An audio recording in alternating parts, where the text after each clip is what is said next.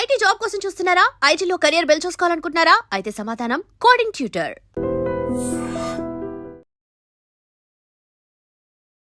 Hi hello నమస్తే, welcome back to iDream media. ఈరోజు మీరు ఎంతో కాలంగా వెయిట్ చేస్తూ కావాలి అంటున్న EB5 ఎక్స్పర్ట్ అయిన మన అడ్వకేట్ ఆయిచా మల్లెల గారు మనతో ఉన్నారు. సో EB5కి ఇప్పుడు same kind of guide lines ఉన్నాయా, ఎలాంటి విషయాలు మారుతున్నాయి, యూఎస్లో సెటిల్ అవ్వాలి, యూఎస్లో ఉంటేనే బెటర్ లైఫ్ అని అనుకుంటున్న వాళ్ళందరూ కూడా ఈ వీడియో. నమస్కారం సార్. నమస్తే. అంటే మీరు రీసెంట్గా ఈ ఇన్వెస్ట్మెంట్స్లోకి వాటిలోకి ఎక్కువ వెళ్ళి మీ ఆడియన్స్ మీరు మర్చిపోయినట్టున్నారు.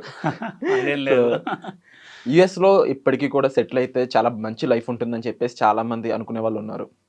దానికి తగ్గట్టుగానే యుఎస్ వాళ్ళు కూడా ఇచ్చిన స్టేట్మెంట్స్ ఏంటంటే, మాకు ఇక్కడ చిన్న చిన్న జాబులు చేసుకునే వాళ్ళు వద్దంటున్నాం, కానీ మాకు ఉపయోగపడే వాళ్ళు ఏంటి బెస్ట్ లైఫ్ ఇక్కడ తీసుకునే వాళ్ళకైతే మేము ఎటువంటి అడ్డంకు పెట్టట్లేదు అని అమెరికా చెప్తా ఉంది. సో ఈ రకంగా EB5కి ఏమన్నా చేంజెస్ వచ్చాయా? గోల్డెన్ వీసా అని ఒకటి అంటున్నారు, మరి దానికి దీనికి తేడా ఏంటి? సో మేజర్గా ట్రంప్ రూలింగ్లోకి వచ్చాక చాలా చేంజెస్ అయితే వచ్చినాయి. సో ఏంటంటే రూల్స్ అన్నీ ఏవైతే ఉన్నాయో వాటిలో ఒక ఇంప్లిమెంటేషన్ దగ్గర చాలా స్ట్రిక్ట్గా ఎన్ఫోర్స్ చేయడం జరుగుతుంది. సో దానివల్ల ఏంటి అంటే చాలా ప్యానిక్ అనేది క్రియేట్ అయింది పీపుల్లో. సో అందరు చాలా భయభ్రాంతులు అయ్యారు. ఎందుకు భయభ్రాంతులు అయ్యారు అంటే, స్టేబుల్గా అక్కడ ఉందాము, మనం అక్కడ ఎలా ఒకలాగా సెటిల్ అవ్వాలి అనుకున్న వాళ్ళకి చాలా హడ్డిల్ కింద మారే సిచ్యువేషన్ వచ్చిందనమాట అమెరికాలో. అయితే ఏంటంటే అమెరికా అనేది ఒక డ్రీమ్ అయిపోయింది అందరికీ. ఎంత కాదనుకున్నా మేము అమెరికా వెళ్ళి సెటిల్ అవ్వాలి. అమెరికా ఏంటంటే గ్లోబల్ డెస్టినేషన్, అక్కడైతే ఆపర్చునిటీస్ పరంగా కానీ లైక్ ల్యాండ్ ఆఫ్ ఆపర్చునిటీస్ అంటారు, కాబట్టి అక్కడ సెటిల్ అయితే బాగుంటుంది అనేది ఎవరికైనా డ్రీమ్గా ఉంది. కానీ ట్రంప్ వచ్చాక ఏవైతే మార్పులు తీసుకొచ్చాడో, సో కొన్ని ఏంటంటే కోర్టులో ఛాలెంజ్ చేయడం జరిగినాయి. లైక్ కొన్ని ఏంటంటే కంప్లీట్గా అన్నీ ఆయన ఫేవరబుల్గా ఏం రాలేదు. బట్ ఏదైతే అడ్మినిస్ట్రేషన్ పరంగా, ఎందుకంటే ఆయన రూలింగ్లో ఉన్నాడు కాబట్టి అడ్మినిస్ట్రేషన్ పరంగా ఆయన మొత్తం అతని హోల్డ్లో ఉంది కాబట్టి అతనికి నచ్చినట్టు సో ఇమిగ్రెంట్స్ మీద serious restrictions, rules and regulations enforce చేయడం జరుగుతుంది. సో దీనివల్ల ఏంటంటే అన్ని పాలసీస్లో లైక్ ఏంటంటే ఎవ్రీ వీసా, ఏదైతే ఇమిగ్రెంట్కి రిలేటెడ్ వీసాస్, డిఫరెంట్ వీసాస్ ఉన్నాయో, ఈ వీసాస్ అన్నీ కూడా వాటిల్లో ఉన్న రూల్స్ అండ్ రెగ్యులేషన్స్ పరంగా ఫ్యూ చేంజెస్ అనేది జరుగుకుంటూ వచ్చింది. అయితే most of the people USL settle అవ్వాలి అంటే వాళ్ళు ఆప్ట్ చేసుకునే విధానం ఏంటంటే స్టడీస్. డెఫినెట్గా స్టడీస్ ద్వారా వాళ్ళు ఇమిగ్రెంట్ వీసాని ఆప్ట్ చేసుకుంటాం ఒక పద్ధతి. ఇంకో పద్ధతి ఏంటంటే జాబ్ ద్వారా ఆప్ట్ చేసుకుంటారు. అయితే ఈ రెండు మెథడ్స్ కాకుండా ఇన్వెస్ట్మెంట్ ద్వారా కూడా వెళ్ళి సెటిల్ అవ్వచ్చు అనే ఏదైతే ఉందో అదే EB5 వీసా. సరే, ఈ EB5 వీసాకి ఏమన్నా మార్పులు వచ్చినాయా అంటే, సో EB5 వీసాకి ఏమీ మార్పులు రాలేదు. ఎందుకంటే చాలా స్టేబుల్గా ఉంది EB5 వీసా. EB5 వీసా ఒక లా అనేది కాంగ్రెస్లో పాస్ అవటం వల్ల, దాని లెజిస్లేషన్ అనేది స్ట్రాంగ్గా ఉండటం వల్ల దానికి ఏమీ ఎఫెక్ట్ అనేది పడలేదు. సో EB5 లా అనేది 2027 వరకు అలానే బాగానే ఉంది, దానికి ఏమి ఇబ్బంది లేదు. తర్వాత మారొచ్చా? సో తర్వాత ఏంటి అంటే దాన్ని రెన్యూ చేయాలి.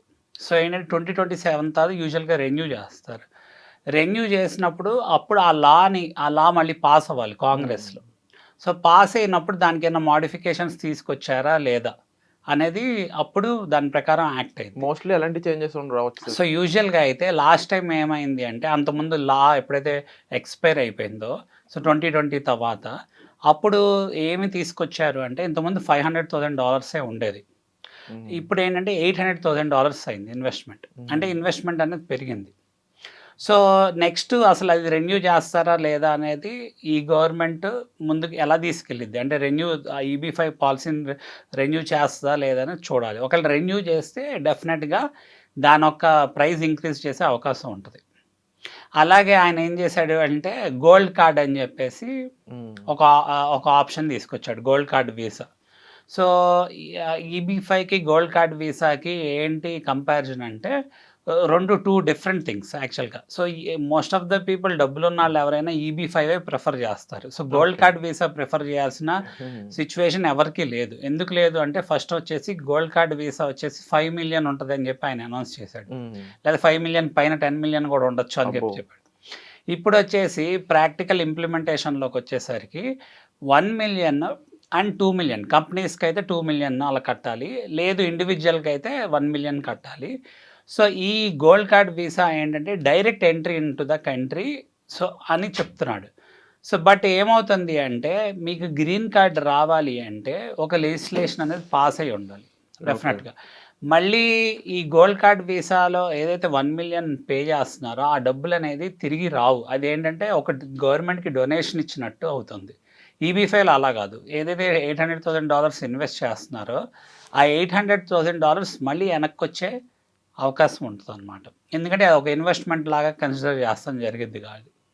ఇంకోటి ఏంటంటే కొన్ని గోల్డ్ కార్డ్ వీసాలో 1 million ఇన్వెస్ట్ చేస్తే మన డైరెక్ట్గా మనకైనా గ్రీన్ కార్డ్ వస్తుందా అంటే లేదు.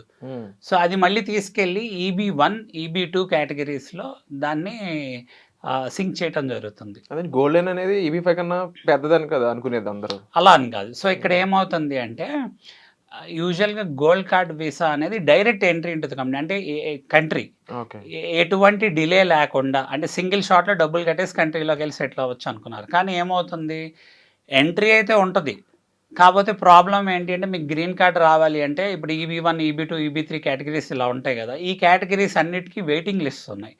ఎస్పెషల్లీ ఇండియన్స్కి అయితే చాలా వెయిటింగ్ లిస్ట్ ఉంటుంది. ఎందుకు వెయిటింగ్ లిస్ట్ ఉందంటే ఈ కేటగిరీస్లో మన వాళ్ళు వెళ్ళి ఆల్రెడీ ఫైల్ చేసిన వాళ్ళందరూ మోస్ట్లీ ఈ కేటగిరీస్లో పడతారు. లైక్ EB1 కేటగిరీ అంటేనేమో అవుట్ స్టాండింగ్ కేటగిరీ అనమాట.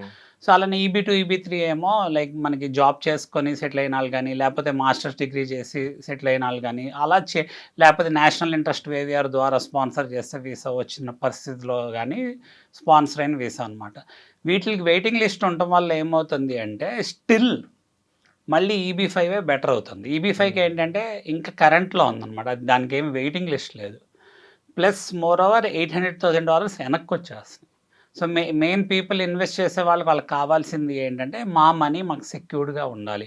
సో మేము ఇన్వెస్ట్ చేస్తున్నాం, మా ఇన్వెస్ట్మెంట్ వల్ల అక్కడ బెనిఫిట్ అయ్యి ఆ ఇన్వెస్ట్మెంట్ మాకు తిరిగి రావాలి, దాంతోపాటు మాకు గ్రీన్ కార్డ్ రావాలి అనేది మోస్ట్లీ అందరూ ఎదురు చూసేది.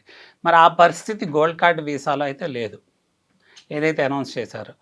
సో EB5 అనేది 2027 వరకు లా ఉండటం వల్ల దాంట్లో ఏంటంటే గ్రాండ్ ఫాదరింగ్ క్లాజ్ ఉంది. సో గ్రాండ్ ఫాదరింగ్ క్లాజ్ ఏంటి అంటే ఎవరైతే ఈ 2026 లోపల సెప్టెంబర్ లోపల ఎవరైతే ఫైల్ చేసుకుంటారో వాళ్ళ వీసాలన్నీ సేమ్ లాలో 2027 వరకు ప్రాసెస్ అవుతాయి అన్నమాట. సో ఎవరు వచ్చి ఏం చేంజెస్ కొత్తగా చేయాలన్నా ఆ చేంజెస్ ఏమన్నా కూడా 27 తర్వాతే లా రెన్యూ చేసినప్పుడే అప్లికబుల్ అయ్యే అవకాశం ఉంటుంది, లా రెన్యూ చేస్తే. సో అందుకే ఎవరన్నా నిజంగా చేసుకోవాలి అనుకున్న వాళ్ళకి ఇది ఒక మంచి ఆపర్చునిటీ అనమాట. ఎందుకు అంటే ఒకవేళ EB5 కనుక ఎక్స్పైర్ అయిపోతే తర్వాత ఇంకా మీకు అవకాశం లేదు. సో గోల్డ్ కార్డ్ వీసాను ఆప్ట్ చేస్తా అంటే 1 million డబ్బులు తిరిగి రావు. ప్లస్ ఏంటంటే దాంట్లో గ్రీన్ కార్డ్ వస్తుందా లేదా అనేది చెప్పలేము ఇండియన్స్కి. EB5లో ఏమో డబ్బులు వెనక్కి వచ్చే ఛాన్స్ ఉంది, గోల్డెన్లో డబ్బులు వెనక్కి రాక వీసా వస్తుందని క్లారిటీ లేదు. సో కంపారబుల్ మీరు చెప్పినట్లు EB5 అనేది చాలా బెటర్. EB5 స్టిల్ ఏంటంటే బెస్ట్ ఆప్షన్ అనమాట ఉన్న వాటిలన్నిట్లో. సో డబ్బులుండి మనకి ఇన్వెస్ట్ చేస్తే యూఎస్లో గ్రీన్ కార్డ్ వస్తుంది అన్న ఆప్షన్ ప్రిఫర్ చేసే వాళ్ళకి EB5 అలానే స్టిల్ లైవ్లో ఉంది. సో విన్నారు కదండి EB5కి గోల్డెన్కి వీసాలకు సంబంధించి డిఫరెన్స్ ఏంటి అనేది. అయితే మరీ క్లుప్తంగా గోల్డెన్ వీసా గురించి నెక్స్ట్ ఎపిసోడ్లో రాబోతుంది. స్టే ట్యూన్ ఛానల్ని దానికోసం సబ్స్క్రైబ్ చేసుకోండి. అలాగే మీకు వీసాకి సంబంధించి ఇమిగ్రేషన్కి సంబంధించి ఎటువంటి డౌట్స్ ఉన్నా సరే డిస్ప్లే అవుతున్న నెంబర్స్ కాల్ చేసి సార్ని సంప్రదించవచ్చు. ఇక వచ్చే ఎపిసోడ్లో మళ్ళీ కలుద్దాం. ముఖ్యంగా ఈ అమెరికన్కి సంబంధించి ఎటువంటి డౌట్స్ ఉన్నా, స్టూడెంట్స్ అయి ఉండొచ్చు, EB5కి సంబంధించిన వాళ్ళు అయి ఉండొచ్చు, బిజినెస్ సంబంధించిన వీసా వాళ్ళు అయి ఉండొచ్చు, కామెంట్ సెక్షన్లో మీ మెన్షన్ చేయండి మీ ఒపీనియన్ని. దాన్ని బట్టి మరిన్ని ఎపిసోడ్స్ మీ ముందుకు తీసుకొచ్చే ప్రయత్నం అయితే మేము చేస్తాం. Thank you so much. Thank you. And for more videos, please subscribe to iDream. Please subscribe to iDream. Please subscribe iDream. And please subscribe to iDream. For more videos, subscribe to iDream. please like, share and subscribe to the channel. Congratulations, iDream. Subscribe to iDream. Subscribe to iDream. So subscribe to iDream Media.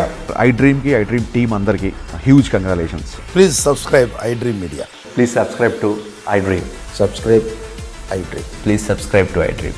iDream అంటే నా కళల ఛానల్ను subscribe చేసుకున్న నోరు తిరుగుతలేదు, మీరైతే గంట గుర్తు కొట్టండి. For more such videos, please subscribe to iDream.